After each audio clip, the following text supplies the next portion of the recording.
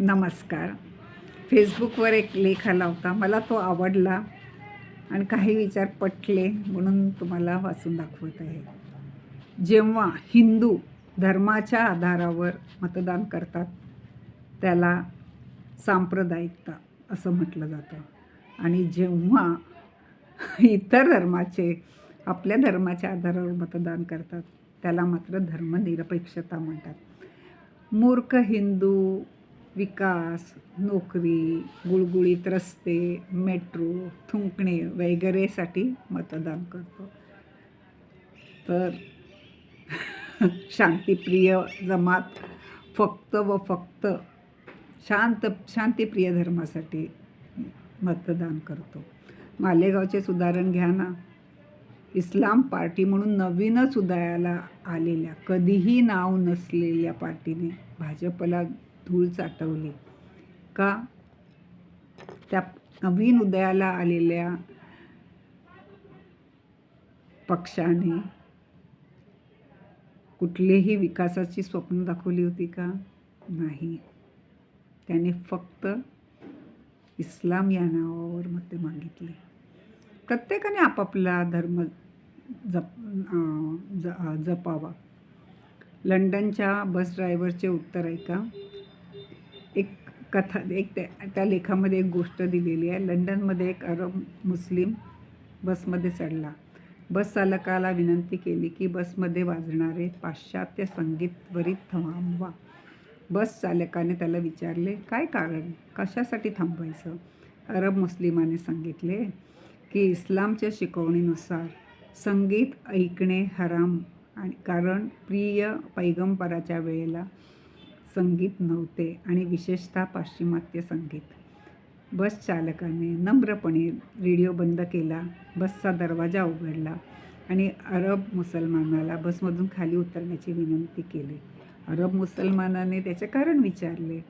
बस चालकाने नम्रपणे सांगितले, अरे अरब बाई, प्रिय पैगंबराच्या वेळेला टॅक्सी नव्हती, बस नव्हते, बॉम्ब नव्हते, विमान अपहरण करते नव्हते, मस्जिदीत आवाज करणारे लाऊडस्पीकर नव्हते, आत्मघाती हल्ले नव्हते, RDX नव्हते, AK-47 नव्हते. सगळीकडे फक्त शांतता होती. आता तुम्ही शांतपणे उतरा. मुक्कामाला जाण्यासाठी उंटाची वाट पहा. मला आज लिहिण्यास भाग पडले आहे तर तुम्ही नक्कीच वाचा. लेखक म्हणतोय, नानकापूर्वी, हे सगळं लेखात लिहिलेलं आहे. नानकापूर्वी कोणीही शीख नव्हता. मोहम्मद आधी एकही मुस्लिम नव्हता. ऋषभदेवाच्या आधी कोणीही जैन नव्हतं. बुद्धापूर्वी बौद्ध नव्हतं. कार्ल मार्क्सच्या आधी कोणीही डावे नव्हते. पण कृष्णापूर्वी राम होता. रामाच्या आधी जमदग्नी होता. जमदग्नीच्या आधी अत्री होता. अत्रीच्या आधी अगस्त्य होते. अगस्त्याच्या आधी पतंजली होते. पतंजलीच्या आधी कानड होते. कानडाच्या आधी याज्ञवल्क होते. याज्ञवल्काच्या आधी तिने तिथे फक्त थांबलेले आहेत. सर्व सनातन वैदिक अनुयायी होते. त्यांना त्यांच्या धर्माचा गर्व आहे आणि ते त्यांचा धर्म जपतात. आणि आपण पुन्हा एक प्रश्नचिन्ह घातलेलं आहे.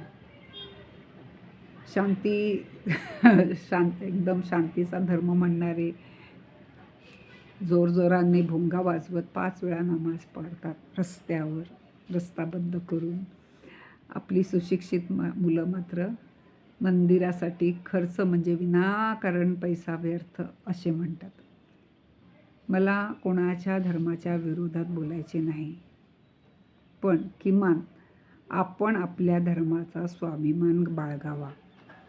ते त्यांचा धर्म जपतात, आपण आपल्या बायकांना कपाळावर कुंकू, गळ्यात मंगळसूत्र घालायची लाज वाटते. संस्कृती परंपरा जपा. मला यातून कोणताही धर्म उच्च नीच लिहायचा नाही, पण प्रत्येकाने आपल्या धर्माचा स्वाभिमान बाळगायला शिकायला हवे हे सांगायचे आहे.